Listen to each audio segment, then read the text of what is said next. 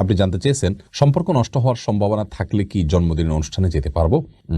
পারবেন। সম্পর্কটা অনেক গুরুত্বপূর্ণ ইসলামে, অতএব সম্পর্ক নষ্ট হয়ে যেতে পারে এরকম সম্ভাবনা যদি থাকে, আল্লাহ মাফ করুক, তাহলে সেই জায়গা থেকে আপনি অবশ্যই যেতে পারেন। ওই কাজটার প্রতি আপনার ঘৃণা থাকলো, সেখানে যদি কোনো সরাসরি কোনো হারামে আপনাকে লিপ্ত হতে না হয়, জাস্ট আপনি গেলেন, তো এর কারণে আপনি যে গুনাহগার হয়ে যাবেন তা কিন্তু নয়। বিশেষ করে এ ধরনের স্পর্শকাতর যদি হয় যে সম্পর্ক ছিন্ন হয়ে যাবে, সেক্ষেত্রে ভাই যদি হারাম উপার্জন করেন তাহলে ভাইয়ের সাথে থাকা যাবে কি না? দেখুন, আপনার উপার্জন যদি সম্পূর্ণ আপনার মতো হয়, আপনি হালাল উপার্জন করছেন, আপনার ভাই হারাম উপার্জন করছেন, একসঙ্গে শুধুমাত্র থাকছেন, তাহলে সেটি নিষিদ্ধ নয়। আপনার উপার্জন আপনি ভোগ করছেন, তার উপার্জন তিনি ভোগ করছেন, তার হারাম উপার্জন আপনি ভোগ করছেন না, তাহলে সেক্ষেত্রে একসঙ্গে বসবাস করাতে কোনো অসুবিধা নেই। তবে এমন যেন না হয় তার সঙ্গে থাকতে থাকতে হারাম উপার্জনের দিকে আপনিও ধাবিত হয়ে যান, এরকম কোনো আশঙ্কা যেন না থাকে, সেদিকটা খেয়াল করতে হবে। মাসুমা আক্তার বোন, আপনি জানতে চেয়েছেন না বলে আব্বুর ওয়ালেট থেকে টাকা নেওয়া সম্পর্কে বলবেন দয়া করে।